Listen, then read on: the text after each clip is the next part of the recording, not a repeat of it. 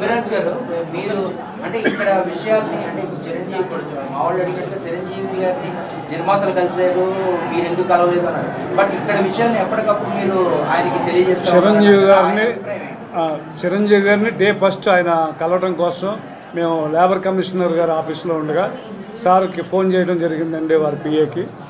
వారు next day చెప్తాను ఈరోజు ప్రొడ్యూసర్లు కలుస్తున్నారన్న. నెక్స్ట్ డే ఏంటంటే మధ్యలో ఒకరికి చెప్పారు, అది వాళ్ళని పిలిచి వారికి వీరికి సయోధ్య కుదురులో చూడండి, ఛాంబర్ పెద్దలకు కూడా మేము చెప్పున్నాం, ఫెడరేషన్ పెద్దలు వస్తున్నారు మీ దగ్గరికి, ఫెడరేషన్ నుంచి వారితో మాట్లాడి సఫలీకృతం అయ్యేలా చూడాలని ఆయన చెప్పడం జరిగిందండి. వారిని మధ్యలో అనిల్ గారు నేను వెళ్ళి కలవడం జరిగింది. ఎవరైతే ఆయన చెప్పారో వారిని సూచించిన వారిని అలాగే అప్డేటెడ్గా వారు తెలుసుకుంటున్నారండి, ఏంటి ఎట్లా జరుగుతుంది, కూల్గా అయిపోతుందన్న ఉద్దేశంలో వారు ఉన్నారని. మళ్ళీ మేము కలవడానికి మేము వారిని సమయం అడగలేదు. ముఖ్యంగా ఈ ఎవరైతే పెద్ద హీరోలు ఉన్నారో వారందరూ కూడా మౌనంగా ఉన్నారండి. సమస్య సాల్వ్ అవుతుంది. ఛాంబర్ ఎంతసేపు ఫెడరేషన్ మాకు ఛాంబర్ పెద్ద దిక్కు, ఛాంబర్ చేస్తుంది, ఛాంబరే ఉందని మనం ఎప్పుడైతే తెలియజేస్తున్నామో మీ ద్వారా వారు కూడా చూస్తున్నారండి, అయిపోతుందని వాళ్ళు కూడా మాట్లాడుకుంటూ ఉన్నారు ఆయా నిర్మాతలు ఆయా హీరోలతోటి. సో ఇప్పుడు ఏంటంటే ఈ బయట నుంచి తీసుకొస్తామని ఇందాక అనిల్ గారిని ఒక ప్రశ్న వేశారు మీరు. బయట నుంచి ఎవరో రారండి. ముఖ్యంగా 5 రాష్ట్రాలు తమిళనాడు, కర్ణాటక, కేరళ, ముంబై, హైదరాబాదు, కలకత్తా, ఈ 6 మనతో కలిసి 6 ఉన్నాయండి. ఈ 6 కూడా మేము కాన్ఫెడరేషన్ అంటామండి. ఈ 6 కూడా ఒకే తాటిపై నడుస్తాయండి. ఇవన్నీ మా సమస్యలు వస్తే వారు చూసుకుంటారు, వారి సమస్యలు వస్తే మేము చూసుకుంటాం. వీరందరికీ ఫోన్ ద్వారా లెటర్ ద్వారా సంప్రదించడం జరిగిందండి. ఎవ్వరూ కూడా ఏ ఒక్కరూ కూడా బయట నుంచి వచ్చి ఇక్కడ పనిచేయరండి.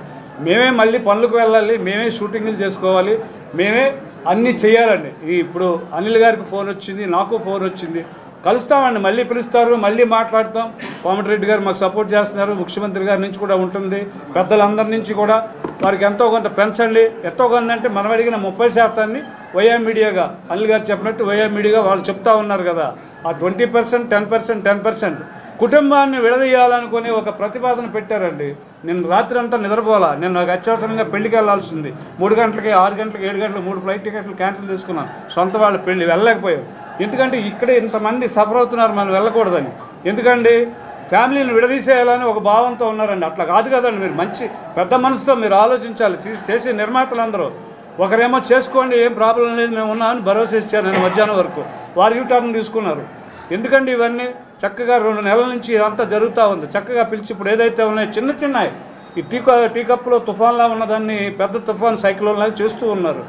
ఈ సమస్యని చిన్నగా ఛాంబర్ ముట్టడి అన్నారు కదా, ఇన్ని వందల మంది ఛాంబర్ ముట్టడి ఇస్తే శాంతి భద్రతలకు విఘాతం కలిగే అవకాశం ఉంటుంది.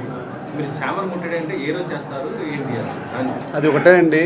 ఇప్పుడు ఛాంబర్లో పరిష్కారం అయితే మేము ఈరోజు రేపు చూస్తాం, లేదంటే మన సినిమాటోగ్రఫీ మంత్రివర్యులు కోమటిరెడ్డి గారిని కలుస్తాము. ఇంకా అక్కడ మంత్రి గారి సపోర్ట్ తీసుకొని మేము మన గౌరవ ముఖ్యమంత్రి వర్యులు రేవంత్ రెడ్డి గారి దాకా కూడా వెళ్ళి మా యొక్క గలం ఇప్పడానికి మా సమస్యలు, ఎందుకంటే మా సమస్య డైరెక్ట్గా అధికారులకు ఎవరు చెప్పట్లేదండి. వారికి నచ్చినట్టుగా, ఎందుకంటే వారు డైరెక్ట్గా